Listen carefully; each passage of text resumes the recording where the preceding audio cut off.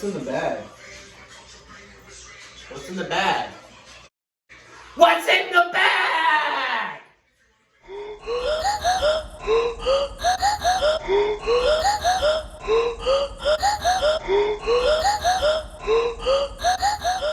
What's up, guys? For Undeniably Raw, it's your boy John. It's Rhett. It's Winston. And today I'm going to answer that question of What is in the bag? what is in the bag? Well, let me tell you, this bag is a very special bag to me because it holds some very important contents.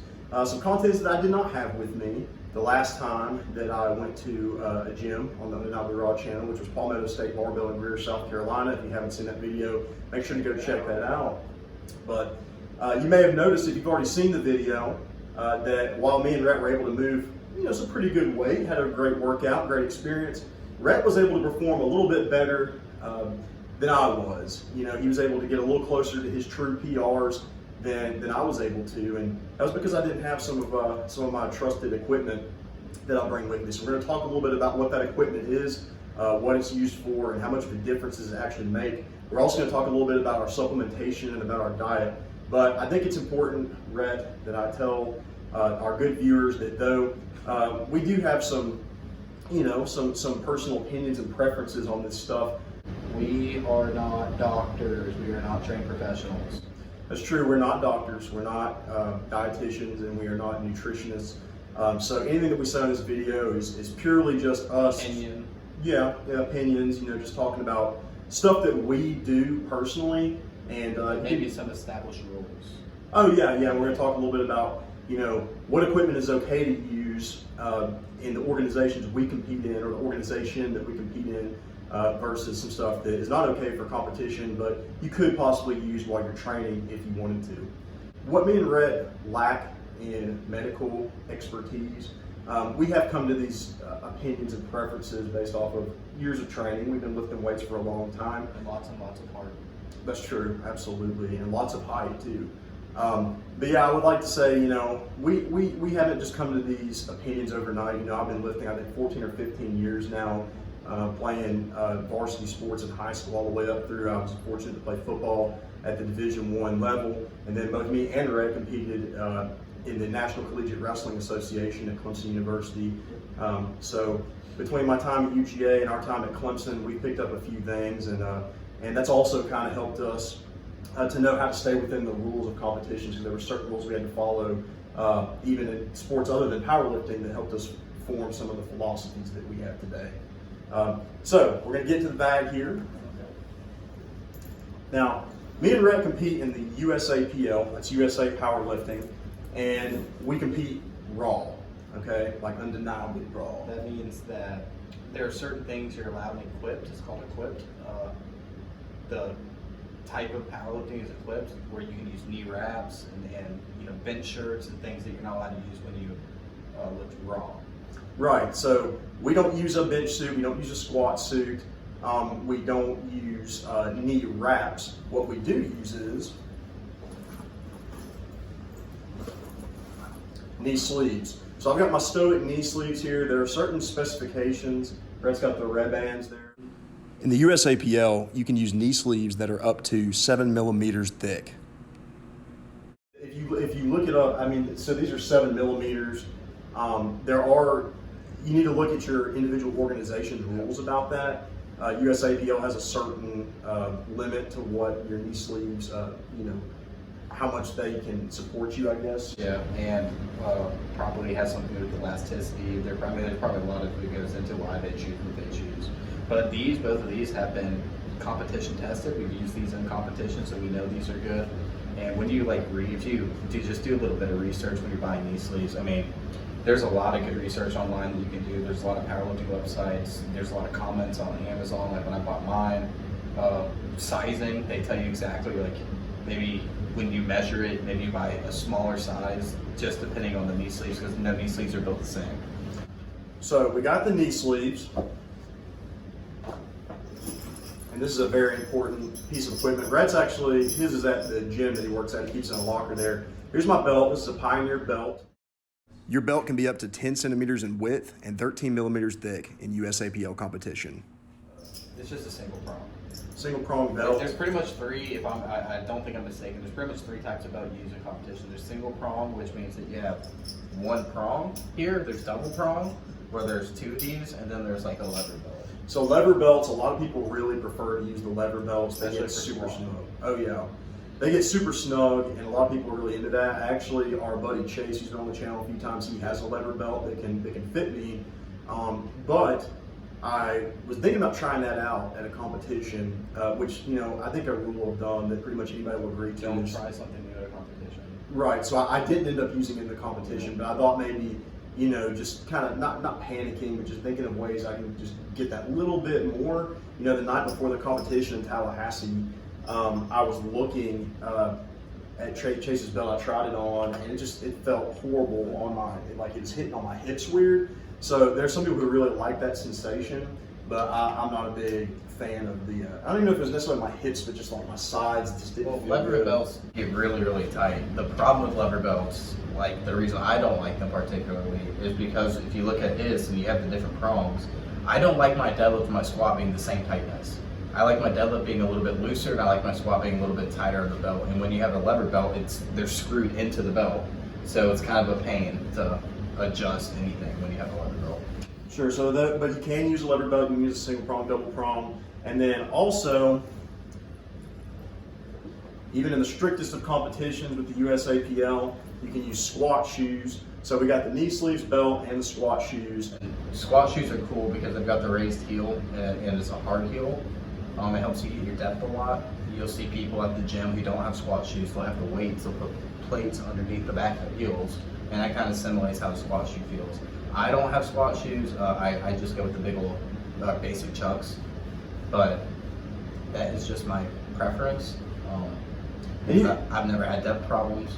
If you've seen me squat, I have maybe too much depth.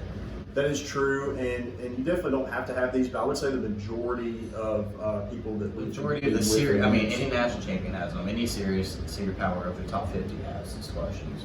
So we got the shoes. These are the Nike Romoleo 4s. I happen to like the style of them, and they've done me really well. They've been a really quality buy for me. I think they ran me about $200, so it is an investment. I mean, once you buy all this equipment, all of it together could be, you know, $400 or so. So I mean, it's an investment. Once but you buy them, you have them. You know what I mean? that is so- true. They hold up well. And they will hold up well, yeah. If I were to buy Power View shoes, I'd buy the Audi Powers, but that's just me. So let's talk about, well, there's one more piece of equipment actually that you can use in Wrist competition. You got your wrist straps for the bench press. So the belt, you can use this on any of the lifts. Some people will wear it doing bench press. I don't necessarily see a huge point for me using it. I don't think Rhett does either. I do actually keep the squat shoes on during bench, and the reason for that is you're supposed to keep your feet solid on the floor. I don't know if the rule is toes or heels. I think it's whole foot. I think your whole foot has to be pointed. But yeah, it's a lot easier to keep your feet just firmly on the floor. We're not instead of their experts, heels. so if one of you knows better than us about the rules, let us know in the comments below. But you can look at the entire rule book online for USAPL. Pretty much any weightlifting or powerlifting, I don't even know what the word would be, organization Yes. has a complete rule book online. And then the wrist wraps, you really only see that used on bench press. Sometimes people will put it on squat, but that's But you cannot have it hooked on your thumb. right. So these come with a little thumb loop here. In the USAPL at least, you definitely have to keep the loop. I didn't know that, but a very nice rep took them off my thumbs right before I benched.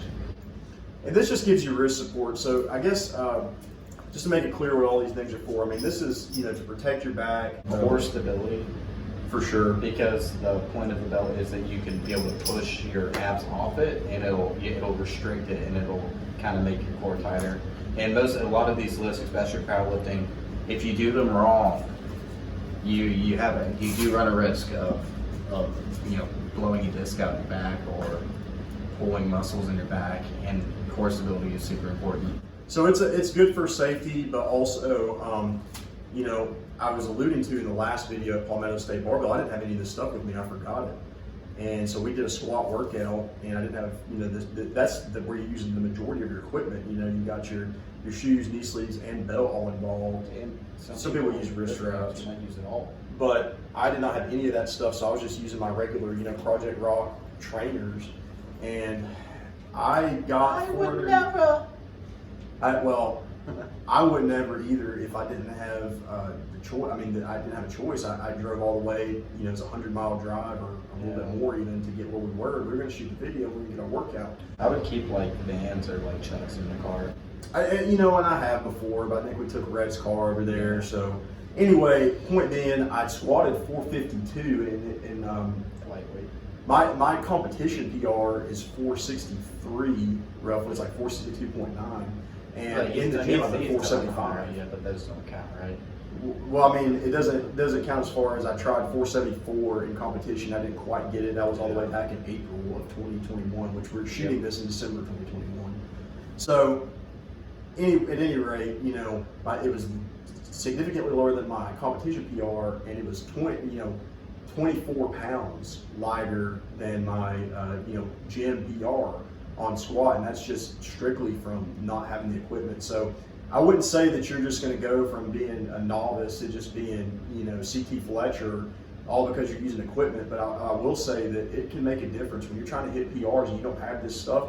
And my whole thing is, if you can afford it, and you know, we worked hard to afford these things that we have.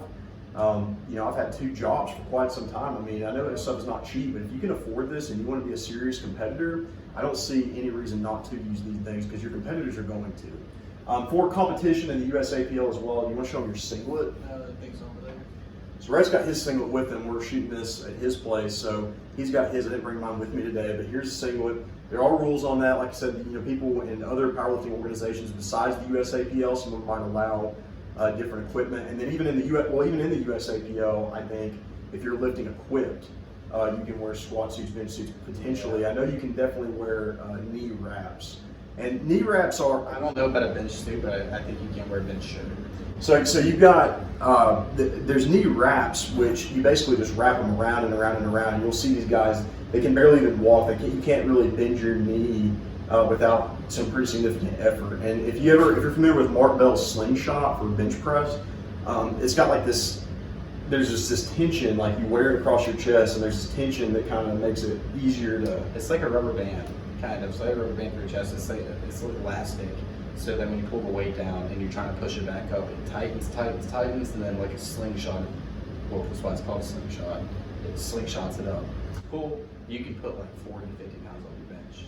And there have actually been times where people would illegally, not in a competition we've done, but I've heard before of people who had a slingshot underneath their t-shirt, underneath their singlet. You have to wear a t-shirt underneath your singlet, which is weird for us because as wrestlers we never did that. We would get flamed for doing that. I didn't think it's legal in college, but in high school we get cooked up for that. Yeah, but now in high school this is irrelevant. They're doing the shorts and t-shirt combo now. Oh yeah, well that's a whole other thing. But the singlets, you know, there's been guys who have, you know, illicitly, you know, had a slingshot underneath, and they get caught, and they, you know, you get suspended. Maybe You might get banned for life. Yeah, I don't know. But we do USAPL, and that's what we're discussing really is what you can use for that. And not only USAPL, but USAPL Raw. We always can be Raw. We never have had any interest in equipped. I have used the knee wraps in training before. That was way back in like 2013 when I was with the UGA Powerlifting Club. Before I even made the football team, I was training. I did some work with them. I think it'd be cool to PR with it. I think it'd be cool to see how heavy I could go. And I did stuff like that. And there was stuff that I really struggled with. And when I put the knee wraps on, you know, I was getting these just incredible numbers. But the thing is, you can't compare that to somebody else's raw PR. So if you're wanting to brag about, I got a 500 squat PR and you're using knee wraps, it's not the same. Yeah. But you can count anything, you know, any of the stuff that we're talking about here with the knee sleeve, the shoes, the belt, and the wrist straps, that's 100% competition. As a competition of the strictest competition of PR. Now, what you cannot use as far as when we say wrist wraps, for bench and squat, you can use those wrist wraps, but you can't use the wrist straps. So on deadlift, you'll see people at the gym sometimes, and I have heard in strongman that you can still consider it raw if you use those wrist straps. I haven't fact checked that, but I've heard people say that before. But this wraps around the bar, and you pull it super tight, and this really, really helps your grip. And you can do some stuff. You'd surprise yourself with how much weight you can do with straps compared to raw. And so I have these because if you work out at a typical big box commercial gym like I have, you know, many times, they really frown upon chalk. So we like going to these places like Palmetto State Barbell or, you know, Steel Society, one of our videos in Lawrenceville, Georgia, we went to that. those gyms, they encourage chalk use. You may not get that at a Gold's Gym or something like that. They may not be so happy about that. So this can kind of help because chalk does make a big difference. Yep. And if you can't use it, then so does baby powder. well, baby powder not for your grip, but if you put it on your legs to slide up the deadlift. And then I guess the final point about when we're talking about powerlifting competitions and equipment, this is not for the individual to decide. I mean, it's for the individual to decide what organization they want to compete in, but they don't get to change the bars. But what I will say is in the USAPL, they use a straight bar for deadlift. It doesn't have any whip in it, which is tough because, you know, even some gyms you've been to might have had what they call a Texas bar or a deadlift bar. And so when you're deadlifting with that, like there's bend in the bar, right? I think the bar's longer too. So it definitely helps. You could do probably a little bit more weight, generally speaking, on a Texas bar, deadlift bar, than you could on just a straight bar that you would normally bench press on or whatever. So, and I'm very picky about the bars I use at the gym, anyways. Very picky. I use straight bar for everything, and it needs to have the knurling in the middle. It has to have the knurling in the middle. So I guess the moral of the story is we have chosen to compete in probably the strictest organization because we want all of our PRs to be, you know, unquestioned. We want them to be undeniable, right? We don't want to have anybody say, well, you did this, but you did this on a Texas bar. You did this, but you were using knee wraps. You did this, but it wasn't drug tested. I mean, we're doing this, you know, we probably only had 60-ish people at the competition we did last year in Tallahassee. They drug tested like 10. They drug tested quite a bit. They did one from each division, so, you know, or every weight class, rather. Yeah. So, men and women's. So yeah, there was a good chance of you getting drug tested. So it's not something to play around with, and we like it that way because we don't want to. We want to stay natural, and we want other people to stay, you know, that we're competing against to be natural. Yep. And that's why we have chosen the one we've chosen. We've been really pleased with it so far. Speaking of drug tests, why don't you talk about the supplements that we take? Okay, so supplements, and again, remember this is not medical advice. It's not even really nutritional advice. This is just preference. Yeah, this is what we do because people have asked, and I'd like to address some of that. So first of all, caffeine is legal in you know, under the World Anti-Doping Agency, which is what the USAPL rules go by. Yeah, WADA. So we do.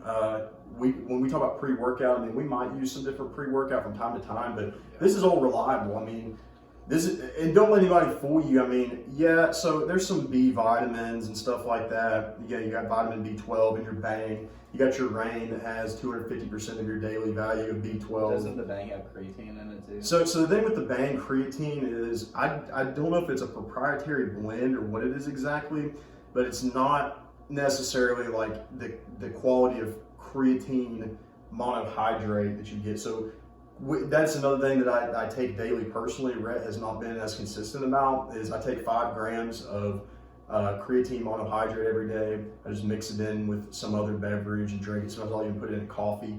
I took creatine a lot back in the day, but not anymore. So yeah, creatine, which, you know, again, you know, all these supplements are completely legal for even the strictest competition. I take creatine monohydrate, not mixed with anything else except the beverage that I'm pouring it into, whether that's coffee or Gatorade or whatever the case may be.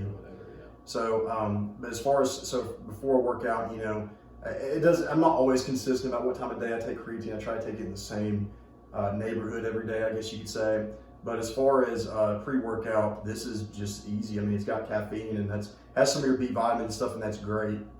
But I wouldn't put too much stock into the creatine or anything that's in this. And you know, some of these have BCAAs, that's your branched chain amino acids, which I'm about to talk about. You know, the main 3 BCAAs that people are concerned with are leucine, isoleucine, and valine. And these may have some BCAAs in them, but I don't know that it's like a super effective, efficacious dose, whatever you want to call it, because it might just be in there to say it's in there. Right. I mean, you really want to get 5 grams of BCAAs for it to be worth your while. And these don't necessarily have that. So we'll just keep it real. These are really, you're drinking these for the caffeine. These have 300 milligrams of caffeine and Bang and Rain. But if you want to get your caffeine through, you know, caffeine pills, through coffee, through your actual pre-workouts, the powder pre-workout, but with those, you got to be kind of careful. And that brings us to a good point when you talk about being kind of careful about stuff. I believe, yeah, so this is one of the proteins we take. Now, honestly, we were kind of experimenting with this carnivore, which is beef protein. But we normally kind of stick to whey protein. Whey protein isolate is probably our favorite thing to use. But this is a beef protein isolate, carnivore. And so what I want to point out about this, and I'm going to bring this up close to the camera, this says informedchoice.org, trusted by sport. If it's got that label on there, you're all pretty much going to be good to go. That means it's tested for banned substances. So you're going to be okay with that. That doesn't necessarily mean that you have to have that label on your product for it to be okay to use. But if you want to have supreme confidence in what you're using, this is a pretty good place to check. I know a lot of Muscle Farm products have that on there. There's a lot of products. There's a website, I cannot think what it's called though, that will actually test all these substances, and they'll see how much accurate it is to what it to what the label says. So the problem, the reason we say kind of careful is because, to be completely honest, some of these I don't even know what you call the kind of company it is, supplement companies, same factories that make like pre-workout, there has been proven, like if you ever watch UFC, you'll get something called tainted sup, where the supplement will have like steroids in it or something, because the factories are producing steroids in the same place they're producing like the pre-workout, and then maybe they won't clean something good enough and it'll get blended in together. But those labels will tell you straight up that did not happen with those, and they're good to go. So I was mentioning about the whey isolate. So I eat a lot of these Fit Crunch bars. I've got Rhett on these too. I mean, look, we've taken plenty of powders, and we'll use the whey protein powder too, if I'm being real. So this is more affordable to be able to buy it like this in the mixed form than to buy a protein bar or a pre-made protein shake. But the thing about it is the texture and the consistency of it is just I don't mind it if you have a shaker, if you actually have a shaker bottle and you can actually shake it up. Some people like with water, some people like with milk. I drink with water because I'm a savage, I guess, at least according to John here. Yeah, I mean, I don't really like mixing the chocolatey protein powder with water personally. I really don't like that texture. I really got to use a blender for me to feel good about, using the mix. But, then you got to clean your blender, and it might be more environmentally sustainable to do it like that. I'll grant you that. But, this is easy. I mean, this isn't necessarily like a whey protein isolate or concentrate or whatever the case, but this is just, a milk product, Fairlife milk. It's got 30 grams of protein in it. We'll eat, this Fit Crunch has got your whey isolate. It's got some whey concentrate too, but the first ingredient on here is whey isolate. So the bulk of what you're eating is whey isolate. Breakfast.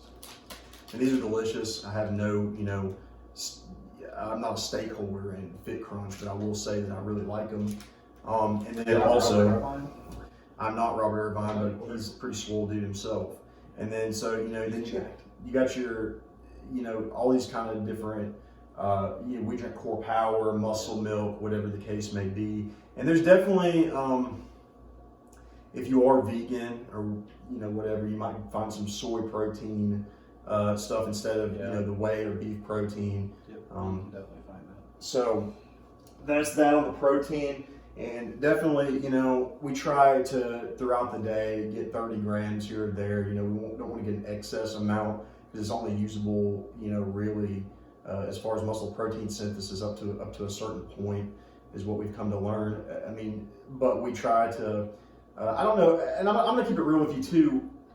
We don't necessarily shoot for an exact number, grams of protein per se, but we know that we need to eat protein throughout the day. I try to eat some before I go to bed, try to eat some when I wake up, and then just throughout the day, just consistently, I try to get about 30 grams or so around meal times, and then have a couple snacks that have around 30 grams of protein. Yep. It's kind of what we shoot for on that. You got your other supplements too.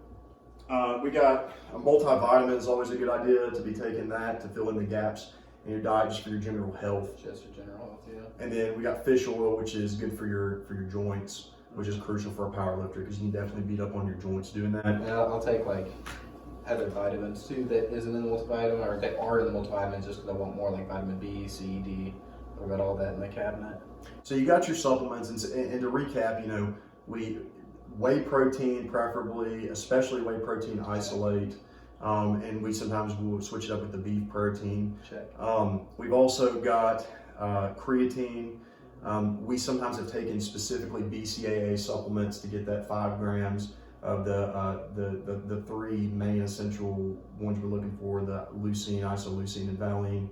Well, I'm gonna be honest with you. If my gym didn't give me BCAAs with my membership, I probably wouldn't be drinking it. I mean, there's lots of benefit. I mean, there's always just, the thing is we're always trying to find just a little bit extra something within the rules of the competition, try to help us. And the BCAAs can help us even, a decimal of a percentage, a little bit. What does it hurt? And it comes with his gym membership. They have it on tap. So he drinks BCAAs every day pretty much. I would too if I had that. And I have, I bought it. It's only, like $20 for a jar of them. And they're easily mixable. Something like that. Yeah, so BCAA is not a bad idea. So the protein, creatine, BCAAs, but the most important thing is to have a well-balanced diet. And I'm not a big sleep. Yeah, sure. I mean, I don't, I'm not the best about the sleep, I'll say that, but as far as when it comes to diet, and we're power lifters, right? And we're not bodybuilders, and there is a very big difference for any of you people who are watching this that are a little bit more casual when it comes to fitness stuff. Bodybuilders, it may matter for them to count the calories and the macronutrients like protein. That may be important for them to count the exact amount that they're having, because they're all about being as lean as possible but having as much muscle mass as possible. I mean, they even look at like their sodium intake. So, and we're not really concerned about that. Do I like to look like an athlete? Yes, and somebody will probably flame me up and say, "You don't look like an athlete." Okay, fine, say what you will. But the thing is, I don't want to look like, the Michelin Man either. I mean, I do care to an extent about how I look. And with our training too, and we'll do some more videos like this and some future Undeniably Rawcast where we talk about how we train. But we're training to, as far as the most of what we're focused on is about being able to, with great technique, be able to lift as much weight as possible. And bodybuilders, it's more about, not that they don't care about strength, but what they're getting judged on is the way they look, how strong they look, and how lean they look. It's a physique competition. Yeah, you hear people talk about aesthetics. That's what they're focused on. We're not worried about, we're never going to go up to the platform in a powerlifting competition and not get our lift counted because we don't look a certain type of way. So when we're talking about this stuff, we're talking about it from that perspective. So I probably eat around 3,000 calories a day, I would say, and sometimes that'll be less if I'm trying to lose a little bit of weight. Sometimes it'll be more if I don't really care at the time. I don't really shoot for a super specific number because I like to live life with balance, and I think both me and Red are like that. We just like to enjoy life, and we like to be able to do what we do and do it well and be healthy. I mean, I eat pretty healthy, I think. Yeah, you'll see me earlier drinking Powerade Zeros because it doesn't have sugar in it.